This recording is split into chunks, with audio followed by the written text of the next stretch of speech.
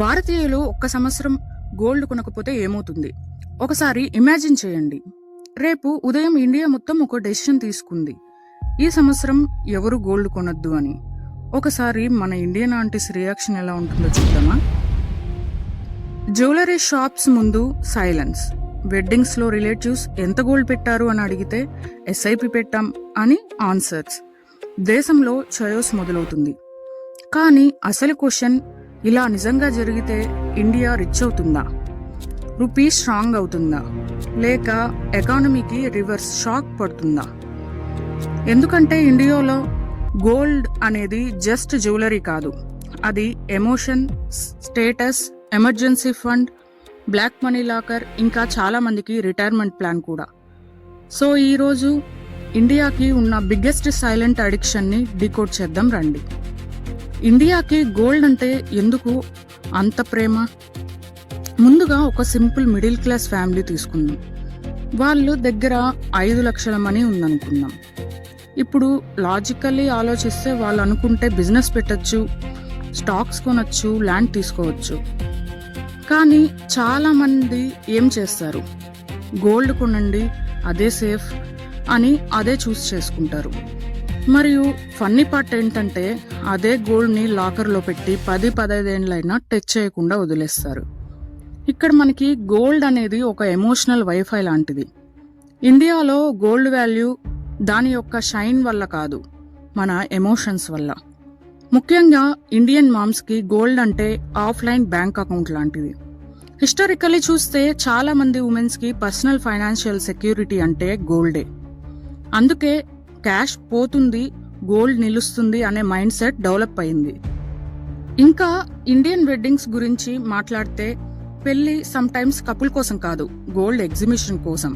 Relatives secretly braid ఎంత gold వేసుకుంది అని జూమ్ చేసి మరీ అబ్జర్వ్ చేస్తుంటారు.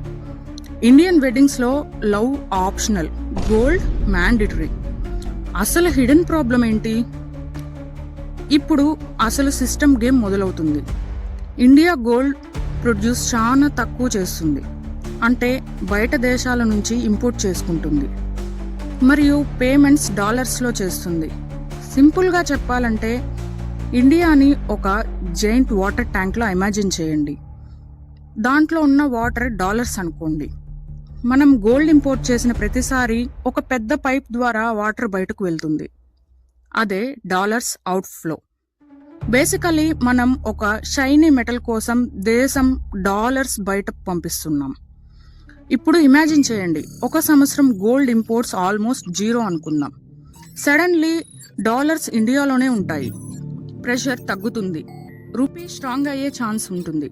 రూపీ స్ట్రాంగ్ అయితే ఏమవుతుంది? ముందు $1 85 రూపాయలు ఉంది. రూపీ స్ట్రాంగ్ అయిన తర్వాత $1 75 రూపీస్ అయింది అనుకుందాం. ఇప్పుడు ఇండియాకి ఇంపోర్ట్స్ చీపర్ అవుతాయి. ఫర్ ఎగ్జాంపుల్, ముందు ఆయిల్ ఇంపోర్ట్కి 8,500 పడితే ఇప్పుడు 7,500 సరిపోతుంది. దేశం స్కేల్లో చూస్తే వేల కోట్ల డిఫరెన్స్ కనిపిస్తుంది. Electronics like phones, laptops, gadgets కొంచెం చీప్ అవ్వచ్చు. కానీ వెయిట్, రూపీ స్ట్రాంగ్ అంటే ఆల్వేస్ గుడ్ కాదు. అక్కడే హిడెన్ ఎకనామిక్ ట్రాప్ ఉంది.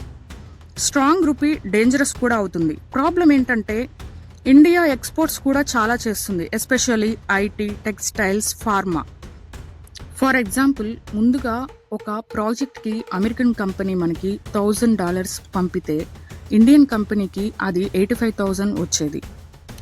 ఇప్పుడు రూపీ స్ట్రాంగ్ అయిన తర్వాత, అంటే మనం ముందుగా అనుకున్నట్లు 75 రూపీస్ $1 అయితే ఇప్పుడు సేమ్ $1,000కి 75,000 మాత్రమే వస్తుంది. అంటే ప్రాఫిట్ తగ్గింది. రూపీ స్ట్రాంగ్ అయింది కానీ అకౌంట్ వీక్ అయిపోయింది. దీనివల్ల ఎక్స్పోర్ట్స్ సఫర్ అవ్వచ్చు, జాబ్స్ ఇంపాక్ట్ అవ్వచ్చు, ఐటీ కంపెనీస్ టెన్షన్ పడవచ్చు. సో ఎకానమీలో ఎవ్రీ అడ్వాంటేజ్కి సైడ్ ఎఫెక్ట్ కూడా ఉంటుంది. ఇంకో మ్యాసివ్ షాక్ ఏంటంటే జ్యువెలరీ ఇండస్ట్రీ. ఇండియాలో లక్షల మంది డిపెండ్ అవుతారు. Gold smiths, jewellery shops, wedding markets.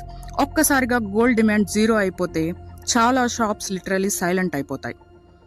Indian jewellery షాప్కి ఐపీఎల్ ఆఫ్ సీజన్ కంటే డేంజరస్ సిచ్యువేషన్ ఎదురవుతుంది. కానీ ఇక్కడ ఒక ఇంట్రెస్టింగ్ ట్విస్ట్ ఉంది. ఇండియా ఆల్రెడీ ఒకసారి గోల్డ్ని కంట్రోల్ చేయడానికి ట్రై చేసింది. 1960sలో ఇండియా ఎకానమీ ప్రెషర్లో ఉంది. గవర్నమెంట్ అనుకుంది ఇండియన్స్ గోల్డ్ కొనడం తగ్గిస్తే ఎకానమీ సేవ్ అవుతుంది. Sound smart, right? Indians okay అన్నారు.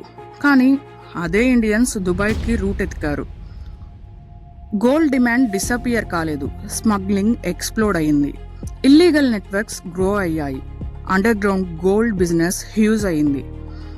గవర్నమెంట్ గోల్డ్ కంట్రోల్ చేద్దాం అనుకుంది. స్మగ్లర్స్ అనుకున్నారు మంచి స్టార్టప్ ఆపర్చునిటీ ఇదే అని.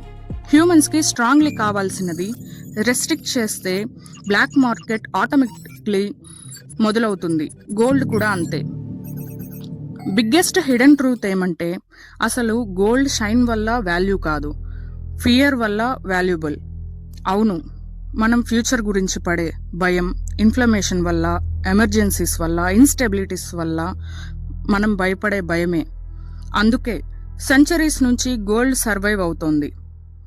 గోల్డ్ ప్రైజెస్ చార్ట్స్తో మూవ్ కావు, మన భయంతో మూవ్ అవుతున్నాయి. సో ఇండియన్స్ ఒక సంవత్సరం గోల్డ్ కొనకపోతే ఇండియా బిలియన్స్ సేవ్ చేయొచ్చు, రూపీ స్ట్రాంగర్ అవ్వచ్చు. కానీ జ్యువెలరీ ఇండస్ట్రీ సఫర్ అవుతుంది, ఎక్స్పోర్ట్స్ ఇంపాక్ట్ అవుతాయి, స్మగ్లింగ్ పెరగొచ్చు.